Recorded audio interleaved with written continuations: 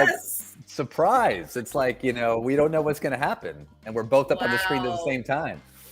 I felt like I was rolling Happy. the dice in Vegas, Travis, right there, you know? And I was ready to go. And then but I wasn't ready for both of us being on the screen at the same time, Joe. We told her to surprise us, and that's exactly what she did. It's so good to see you, Travis. It's great to see you with it's not the Joe Hawk today. It's the Joe. The Joe Flop. It's the Joe Flop. Yeah. Yeah. Yeah. Yeah. I And I'm wanted to trying. give, Yeah, I love, and that's the Travis Flop right there.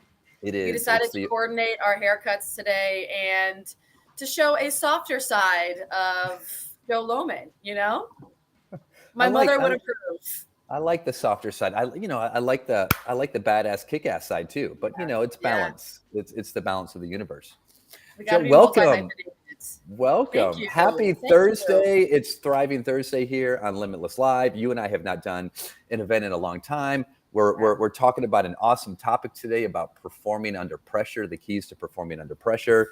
You, of course, are a performance coach, former U.S. women's national team player, former professional player. Now you're a speaker. Now you're a coach. You're an author. You're a world ass kicker. And when we talk about performing under pressure, I can't wait to hear what you have to share today. I am adding that to my bio. The last line, world ass kicker. Here comes Yeah, Joe yeah, yeah, Logan. yeah. And I want to do a little intro of Travis, who is a brilliant mind, Wow, never been said before. extraordinaire, someone who makes me Wow. laugh on a daily basis, which I think is the most delightful thing about our relationship is we keep it real, but we keep it funny, my friend. And I never know where you are in the world. So I'm going to guess that right now with your background, you're in St. Louis, Yeah, but you're as of going back and yeah, forth from Dallas because you're working with the Dallas MLS team. working with Dallas. Yeah, but most recently I was up in Michigan and then Salt Lake City. Okay. Got back from Salt Lake City at 1:30 this morning. So home for the day, doing some work today, and then back up to Michigan tomorrow morning. And most recently found out that I'm back with the U.S. men's national team with Greg Berhalter coming back, which is exciting.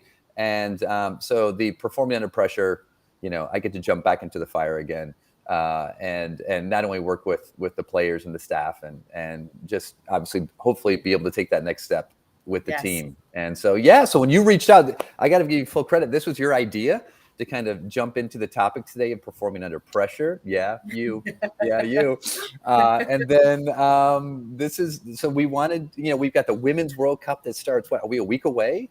Yeah. A week away, right? The U.S. women trying to win their third World Cup in a row, get out of here with tons of adversity and obstacles. But that's what it's all about. Super excited for them. But Joe, you and I each came up with a list of 3 things. A list of 3 things when kind of top of mind when we think about performing under pressure. These 3 things. Who do you want? You want to go first? You want me to go first? Big reveal. Yes. How about you go first? Because okay. I want to say that my top 3 really interweave well with yours. So I want to talk about the overlap, the ways that ours work together. So you do your big reveal first. Awesome. All right. I'll do my top 3. No surprise that we're going to have overlap. That's the big and in all of this. And so, so Mari, if you have my 3 to send up, if not, I'll just read 3. Number 1, there it is. Develop a routine. 2, stay in the moment. 3, actions are greater than outcomes. And so, Joe, I'll run through them real quick, and then you can, and then we'll go. So obviously, develop a routine. We talk about conscious competence at Limitless Minds, the idea of when we want to know why we do things well. So as a performer, you want to understand why you do things well. That's conscious competence. And so when we understand when I do this tends to go well. When I sleep well, I tend to perform better. When I eat well, I perform better. When I simplify my focus on the field, I tend to do better. When I do breathing exercises, you name it, right? When we have a routine that works for us, and when we work the routine works us, which is great. Yeah. And so that to develop a routine, the routine is the key to consistency, right? So, all right. So boom. 2, stay in the moment. Joe, most of the work that I'm doing right now with I would say with companies, but really with athletes, especially professional athletes, is present moment awareness, which is the game.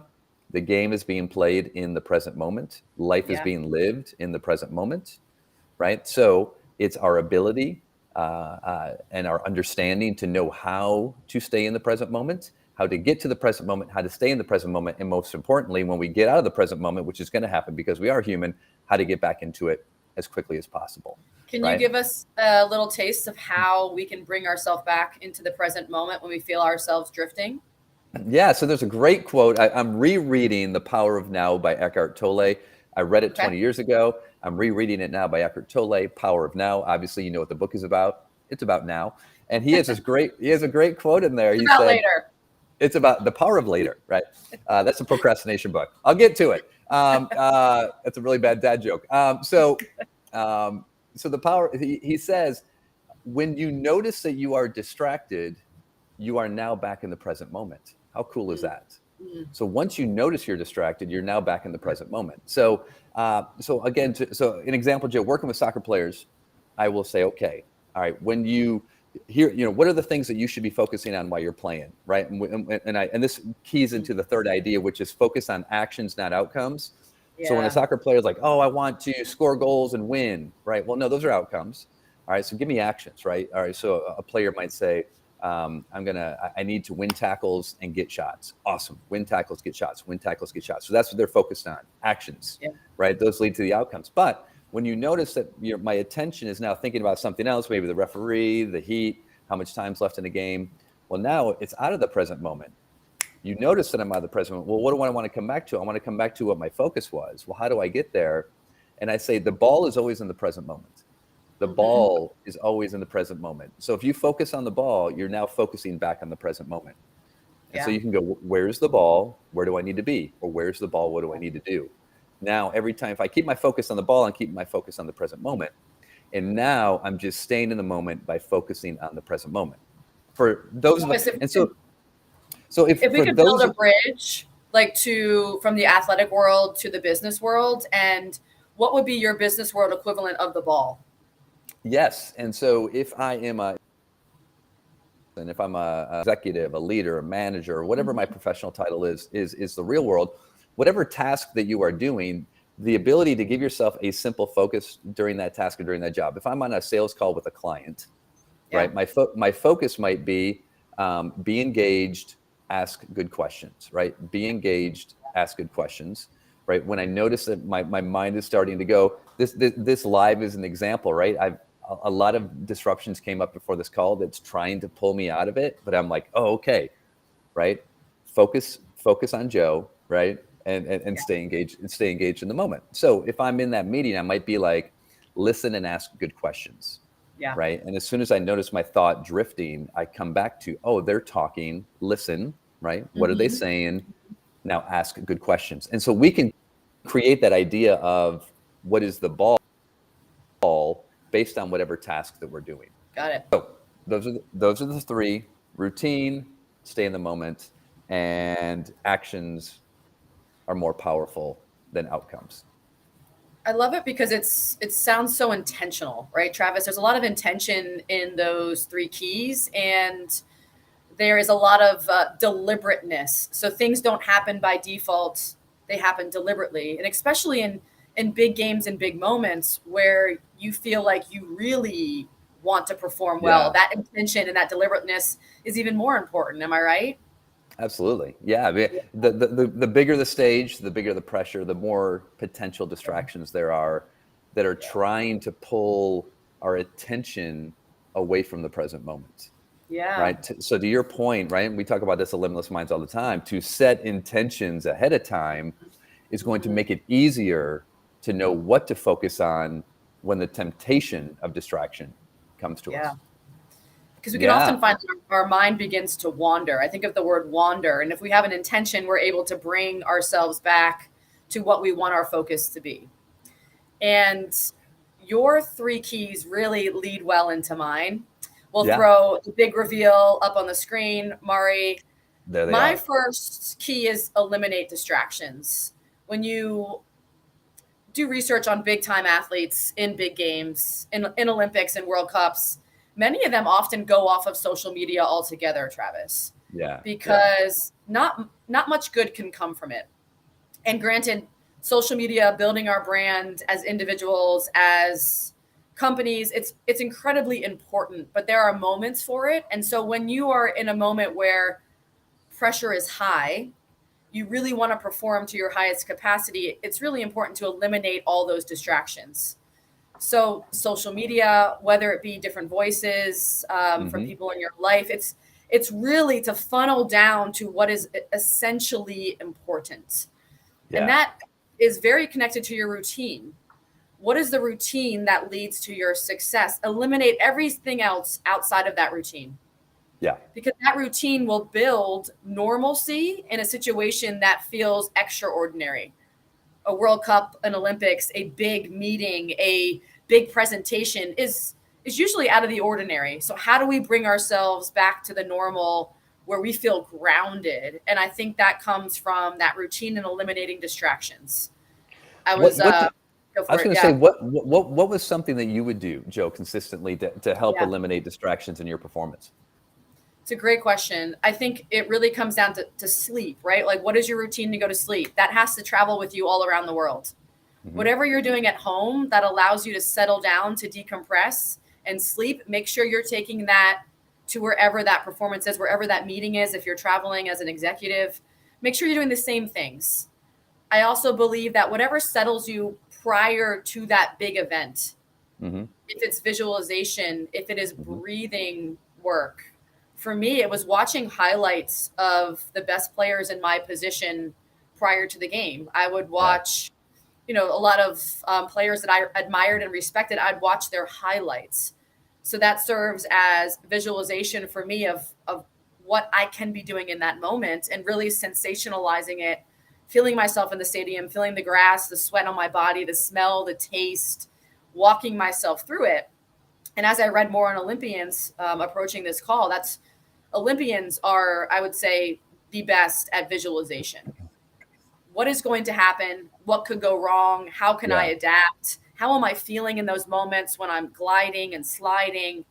That is a huge part because we get that mental rep, right, Travis, where we're able to go through it mentally and our body, it does the same actions as it would out on the field. So those are things for me. Well, yeah, and I love that too. And again, translating it into sort of the professional space or the corporate space, right? It's sitting down, let's say sitting down at your desk, whether that's a home desk or whether that's an office desk, and how many distractions do you have in your view that are pulling you away from what you need to be focused on, right? Is it organized? Is it intentional, right? Is there a process to it? Do you just open up your computer and go, hey, I'm just gonna I'll do a little bit of this, a little bit of that, or is there a plan? Do you have scheduled deep work time periods where, okay, I'm not going to get to the email, or I'm not going to make myself available for call? And so what does, everything that we talk about, right, is completely transferable to whatever your specific position is. Yeah. So all right, I'm super excited. Yeah. What Lane says in the chat is make important what's important, right? I love that. And when I think about my game days, Travis, I didn't really want to see anyone prior to the game. Like, I didn't really have family time. If people were in town for the game, that wasn't the time to see them prior to the game. It was after the game. I was very intentional with how I was expending my energy and my time. And that, again, is something we can transfer to the corporate world is how are you prepping for that big moment? How are you expending that energy? Because it's not a renewable resource. You only have a certain amount of energy per day. So really, how are you using that and being very intentional with our time? I love that. Right. So we talk about turning the volume up and turning the volume down. By turning the volume down on the distractions, you actually turn the volume up by the things, by keeping the main thing, or the most important, what's important. Yeah. All right. I really want to hear about number 2. Let's hear it. Okay. So 2 is feeding your soul. So that's, tied to your second one, which is stay in the moment, is making sure that what we are filling our heart, our minds, our bodies with is something that is enriching, something that is going to be rejuvenating. So what are you reading? What are you consuming on media? what voices in your head, what affirmations are you telling yourself?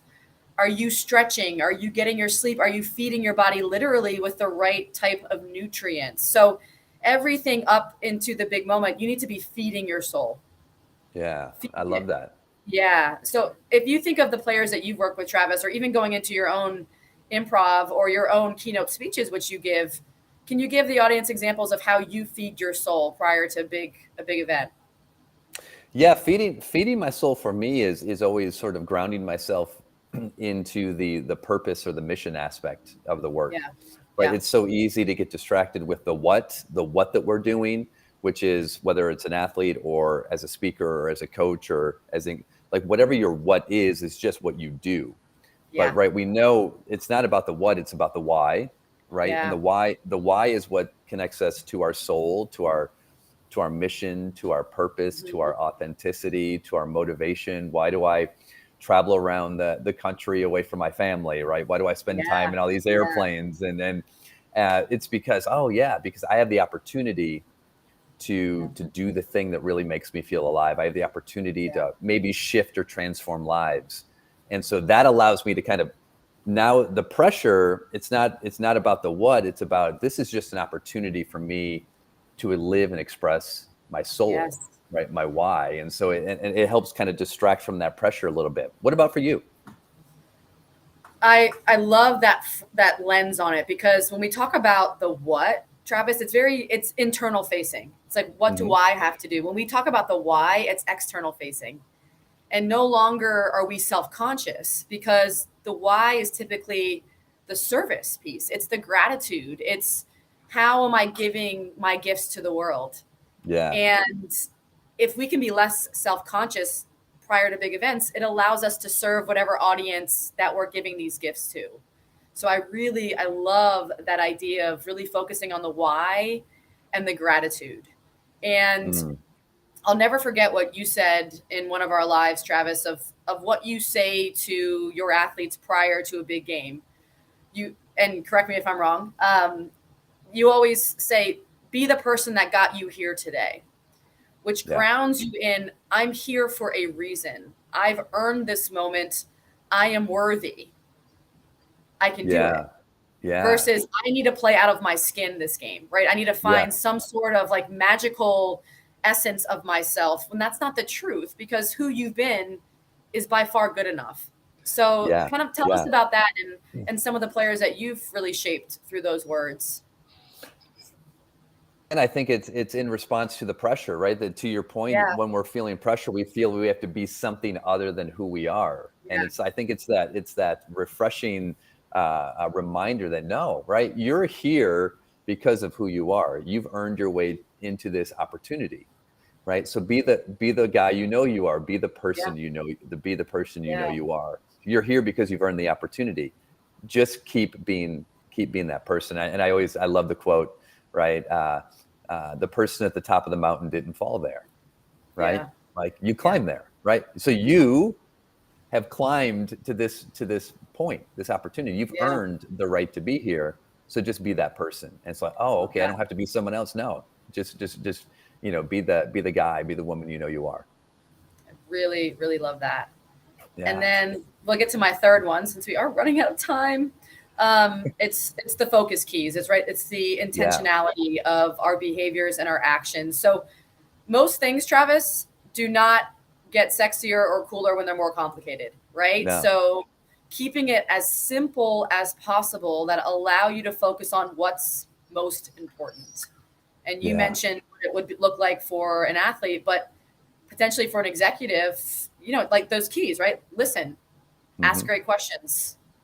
And those are two great things that we can all really focus on to be, I think, better in that moment. So just simplifying it, having a couple of focus keys that allow us to reset and come back to the present.